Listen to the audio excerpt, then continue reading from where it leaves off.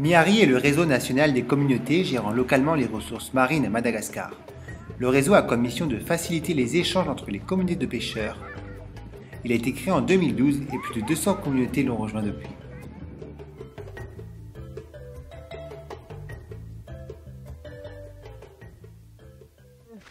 Misy zegny karazana arena voajanahary zay arovianay ato amin'ny CLB Antanamitara hita amin'ny fatra manodidina ity fokontany Antanamitara ty. Io le fiambesagna hita volako ty misy mangrove ary biby aby reto agnatiny mangrovenay zegny agnatiny mangrovenay ro karazana biby aby reto ma tortue de mer igny agnisan'ny niarovanay.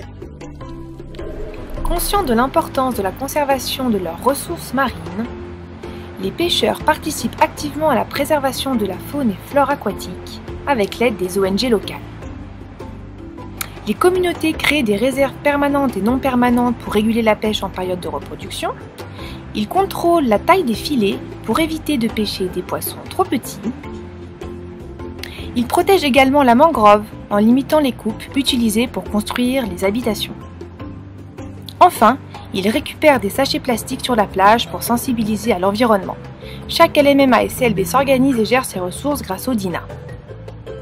Misy dina zegny napetraka ao amin'ny zelozinay zegny izay fanikiana tamin'ny fokon'olo niarana molavola zay tamin'ny raha io mba tsy hisiany zay fanomezantsiny ka regny olo mandika le dina io zay tsy maintsy mandoa vonodina.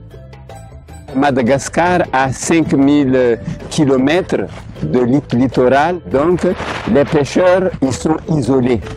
Ils sont isolés géographiquement et aussi ils sont isolés avec leurs problèmes. Ny fahitana lalana mandeha aty Ambodivoa be zegny mbava rano tegna sarodalana be ary mitoka-mony igny koa. Pour pallier à cet isolement, MIARI organise entre autres des forums de rencontres entre pêcheurs. Depuis sa création, il s'est tenu 9 forums régionaux et 4 nationaux, dont le dernier s'est tenu à Fort-Dauphin, dans le sud de Madagascar, en juillet 2017. Le Forum national 2017 a été un tournant historique pour le réseau MIARI parce qu'il a permis aux communautés de pêcheurs de Madagascar de revendiquer leurs droits en demandant au gouvernement de Madagascar de leur accorder un droit de pêche exclusif le long de la bande littorale, la réduction des engins de pêche destructeurs et une meilleure reconnaissance et homologation de leur convention locale DINA.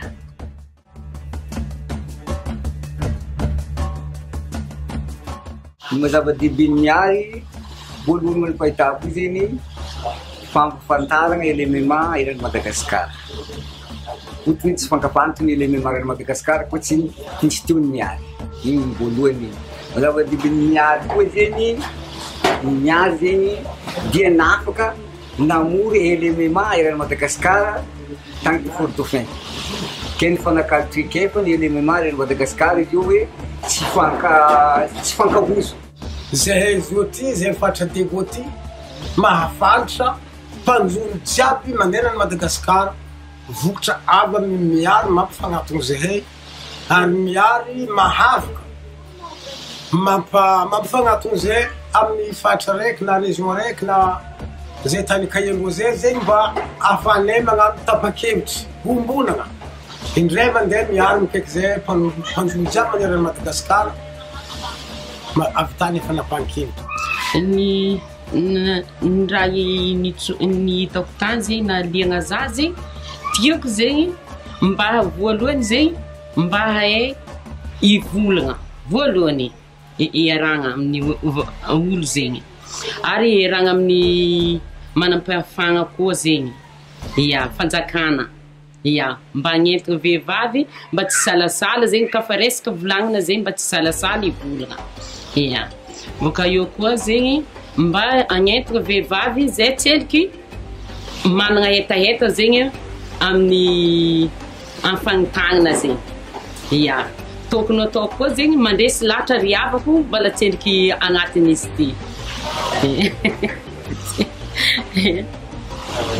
Ny raha nianaranay nandritran'ny Forum national ta Fort-Dauphin raha fitipitigniny zegny izy voanalohany ny fampiresagna tamin'ny fanjakana maventy zegny raha mbola tsy mahazatra zay misy fifanakalozana trekefa zahay zegny mafantatra le raha nikoragny tagny ary ny amin'ny amodivave ty koa nambaranay roa agny na amizay mbola misy problème helihely na ny zavatra tsara vitanay ny fampiresagna tamina hava avy eo ny zavatra tsara hoe hoentiko amin'ny CLB nay baka tamin'ny forum de Fort-Dauphin dia ny fomba fitarimiany Saint-Ulysse langouste na fomba fitrangandro langouste zay tsara be satria rô tsy mampiasa basy zegny fa rô zay mampiasa vovo kely ataondrô mahisa de alendrô raha igny velogny tsy maratra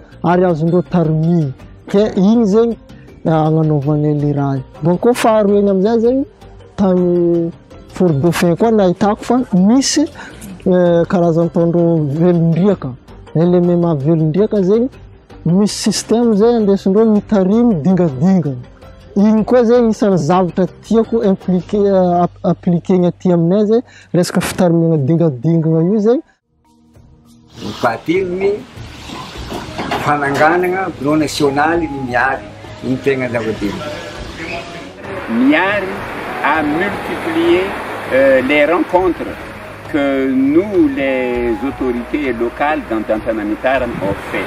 Et nous, dans notre compte rendu, dans ce que nous racontons avec les gens lorsque nous revenons au village, ça nous a apporté beaucoup de choses et la communauté locale commence à avoir confiance en nous, les dirigeants.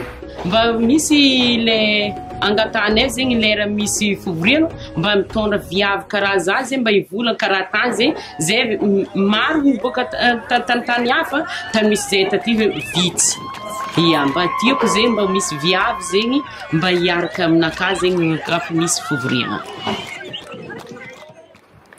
Nous remercions tous les participants au Forum national, incluant les autorités malgaches, les ONG marines et les communautés locales. Rendez-vous au prochain forum.